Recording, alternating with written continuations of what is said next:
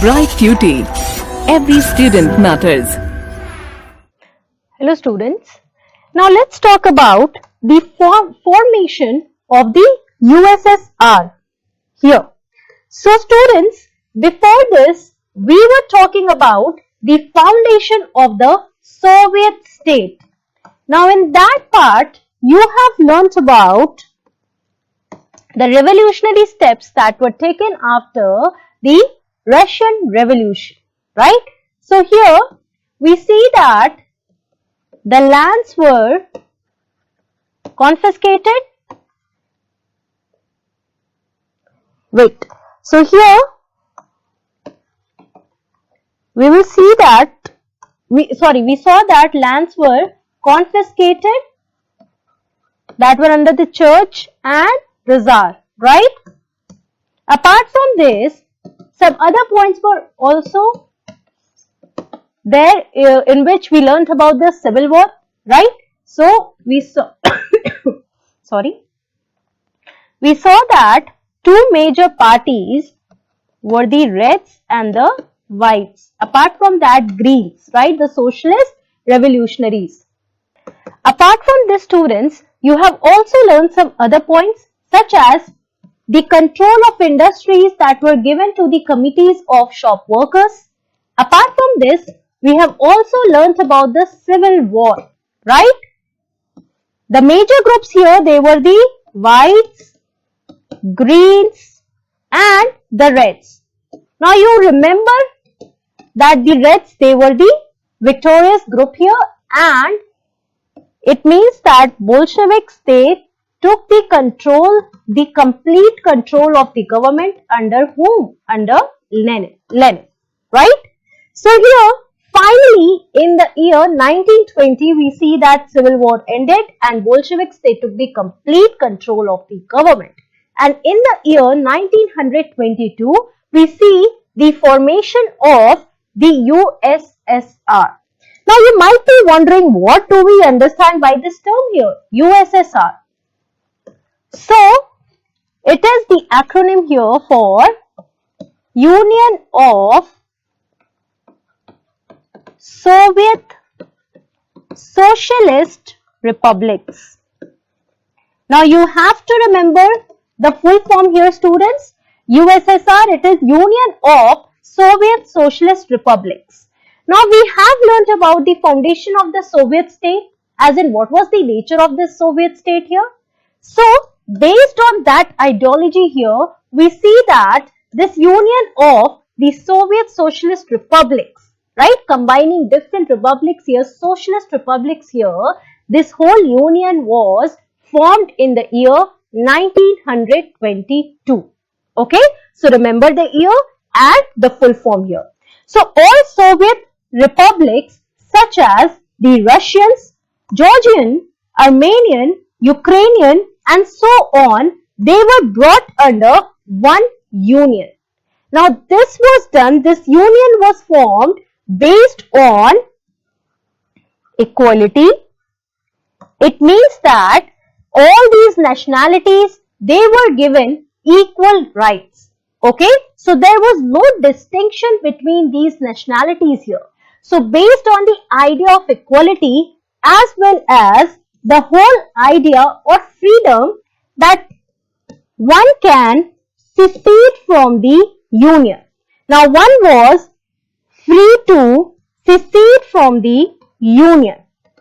It means that if the Georgians, Armenian or the Ukrainians, they want to formally call up from the union, they can do that if they want to take break from the union here. Okay. Now, before going forward, let's have a look at this map in order to understand this USSR here, right? What was this USSR like? So, do you see this map here, students?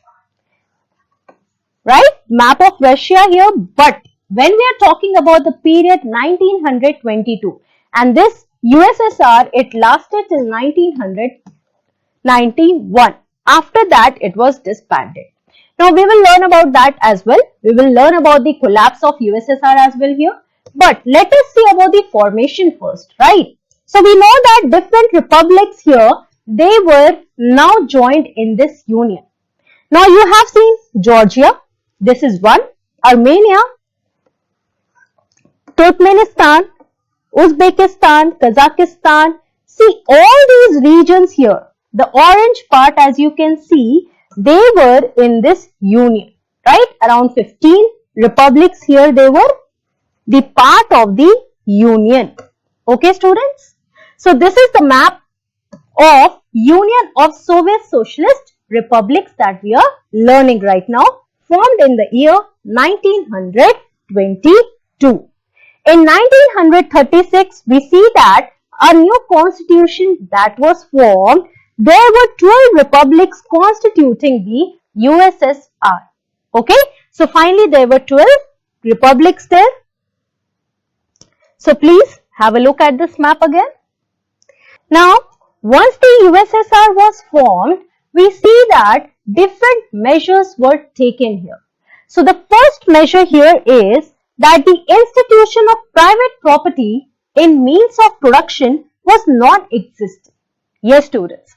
Now, when we are talking about private property, just remember this point here, students, that whenever we are talking about socialism in Russia, we know that all the people who supported the ideology of socialism, they were against this idea of private ownership, right? So, in the means of production, the idea of private ownership, private property here was of no meaning in USSR. Okay, students? So, we see that any person who wanted to have private property here, they could not have that, right? Why? Because they believed in the idea of collective ownership. Now, in short, it means that any individual who is working in an industry or anywhere else, in a farm, anywhere, okay? So, each and every individual, they had to contribute, right, in their work. And according to their contribution, they were given remuneration here, okay? They were given the wages as per their contribution in their work. Okay, students? So, this was the whole idea of collective ownership, that not only the capitalist here, they had to gain a lot from this. No.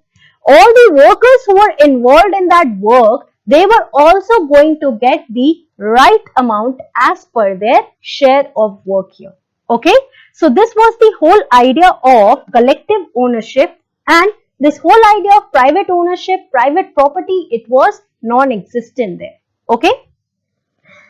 We also see that right to work was constitutionally recognized here. Yes, sorry.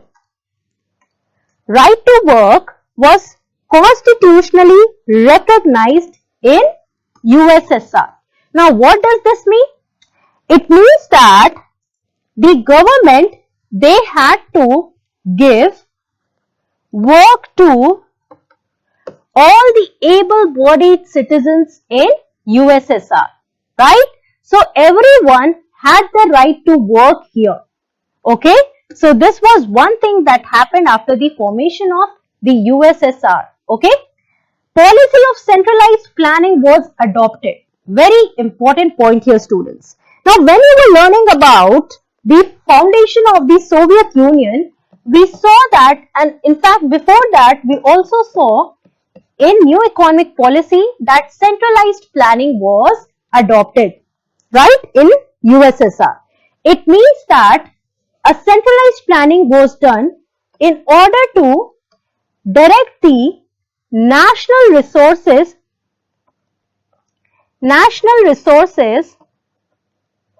of the USSR in the right direction, right?